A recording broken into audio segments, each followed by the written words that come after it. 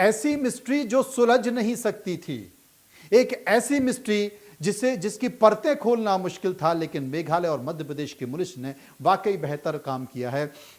इस वक्त हमारे साथ एसीपी इंदौर से राजेश दंडोतिया हमारे साथ जुड़ गए हैं। हम उनसे जानने की कोशिश करेंगे, समझने की कोशिश करेंगे। राजेश भाई, आपका स्वागत है इंडिया न्यूज में।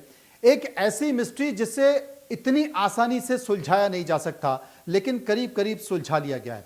क्या सोनम ने यह कबूल कर लिया है कि इस हत्याकांड में वो शामिल थी?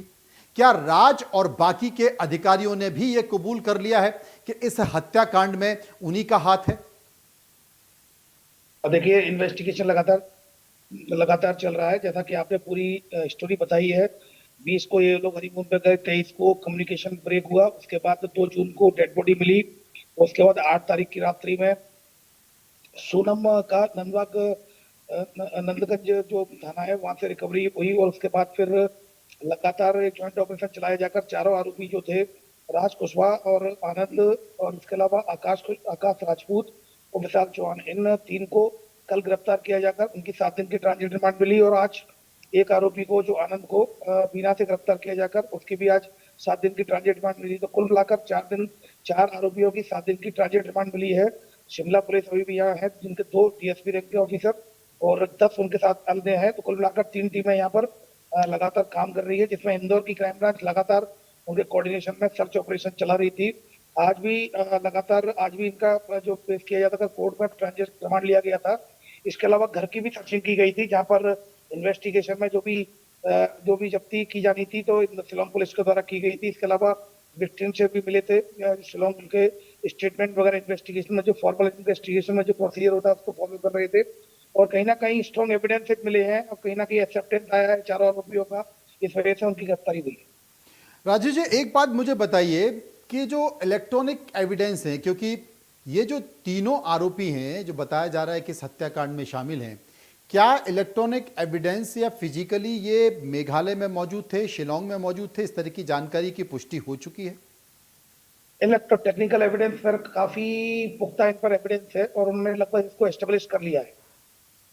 मतलब ये साफ हो चुका है कि तीनों आरोपी, जिसमें राज कुशवाहा भी हैं, चौहान भी हैं, बाकी तीनों आरोपी वहां पर मेघालय में मौजूद थे। क्योंकि इस बात की पुष्टि जो गाड़ी किराए से देने वाला उसने भी की थी कि कुछ लोग थे, कुछ लड़के थे जो बाइक पर थे, और जब ये हमारे साथ स्कूटी लेने आए थे उस वक्त भी वो बाइक पर थे और आपस में हिंदी में बात कर रहे थे, तो लग रहा था कि बहुत एक दूसरे को जानते पहचानते हैं।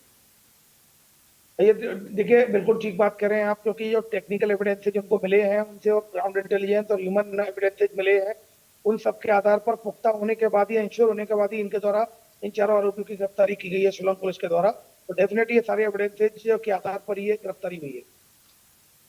सोनम ने अभी तक इस बारे में कुछ जानकारी दी? क्या सोनम ने बताया, खुलासा किया, या सोनम अब भी ये कह रही है कि मेरा इससे कोई लेना देना नहीं? मनोज भाई, अभी क्या है कि सोनम को चूंकि शिलोंग पुलिस ने वहां से रिकवर किया था और गाजीपुर से, और वो लेकर पहुंच रही है शिलोंग, उसका हमारा कोई कम्युनिकेशन हो नहीं पाया है, और वो टीम एक अलग काम कर रही है शिलोंग की। तो कोई भी ऐसे हमारा कोई जैसे इंटरोगेशन या कोई भी ऐसी तरह की बातचीत सामने नहीं आ पाई है, क्योंकि हमें मौका भी नहीं मिला है और जो शिलोंग पुलिस ने हमारे साथ शेयर भी नहीं किया है। और बाकी के जो आरोपी आपने पकड़े हैं, क्या इन आरोपियों ने अपना जुर्म कबूल कर लिया है, ये बता दिया है कि हाँ, हत्याकांड में हम शामिल थे? देखिए, जैसा कि मैंने आपको बताया कि जो इनकी गिरफ्तारी की गई है, इन सब ठोस आधारों के बाद ही इनकी गिरफ्तारी की गई। मतलब ये मान लिया जाए कि इनका हाथ है उसमें? जी बिल्कुल, बिना एविडेंस के गिरफ्तारी नहीं होती, क्योंकि पहले सस्पेक्ट थे, और जब हमें जानकारी दी गई थी तो इस जानकारी के आधार पर हमने सस्पेक्टों को हिरासत में लिया था। फिर पूछताछ के दौरान लगातार जब इन्वेस्टिगेशन में एविडेंसेज आते रहे, पुख्ता जानकारी मिलने पर ही फिर शिलोंग पुलिस के द्वारा इन चारों को गिरफ्तार किया गया, जिसमें स्पष्ट जब ये हो गया कहीं ना कहीं इसमें इनका इनका हाथ है, तभी इनकी गिरफ्तारी की गई। ये मान लिया जाए कि ये प्रेम प्रसंग का ही मामला है? देखिए, अभी ये कहना बहुत जल्दबाजी होगी, मुझे लगता है अभी 2-3 दिन और वेट करना पड़ेगा, क्योंकि ये सभी इनको लेकर शिलोंग पुलिस जाएगी वहां पर, फिर ये सभी लोगों के से पूछताछ होगी, आमने सामने पूछताछ होगी, तो मुझे लगता है कुछ निश्चित रूप से तब जाकर एक घटना का स्पष्ट कारण पता चलेगा। क्योंकि जो जो राजा रघुवंशी के भाई था उनका ये साफ तौर पर कहना था, जिनकी शॉप पर राज भी एक काम करता था, उनका भी ये कहना है कि जब तक सोनम इस बात का खुलासा नहीं करेगी, सोनम अपनी जुबान से इस बात की चर्चा नहीं करेगी मैं इसमें शामिल हूं, तब तक ये नहीं माना जाए कि सोनम उसमें शामिल है। जी बिल्कुल, ये उनका ओपिनियन हो सकता है, पर डेफिनेटली पुलिस तो एविडेंस के आधार पर काम करेगी, और अगर एविडेंस मिलेंगे तो उसी के आधार पर फिर वो लोग उससे आगे का कार्रवाई करेंगे। ये बड़ी अजीब सी स्थिति है राजेश भाई। अभी हाल ही में मेरठ में एक ऐसा मामला आया जिसमें शादी होने के बाद प्रेम प्रसंग का हुआ, नीला एक ड्रम था, उसमें पति को मारकर उसमें लाश डाल दी, उसके बाद फिर सीमेंट डाल दिया। ये आजकल की जनरेशन में क्या मनोवैज्ञानिक एक विकार उत्पन्न हो गया है या क्या है ये? देखिए, सबसे जो मैं जो समझ पाता हूँ, सोशल मीडिया जो है, सोशल मीडिया पर ज्यादा टाइम स्पेंड करना, उसके बाद जो वर्चुअल दुनिया पर ज्यादा विश्वास करना, और उसके बाद फिर उन चीजों को सही मान लेना कि ये बिल्कुल सही है, इमेजिनरी दुनिया में जीते हैं और कहीं ना कहीं कुछ भी सोचते हैं और उस तरह से वो एक्ट करते हैं, इंट्रोवर्ट हो जाते हैं।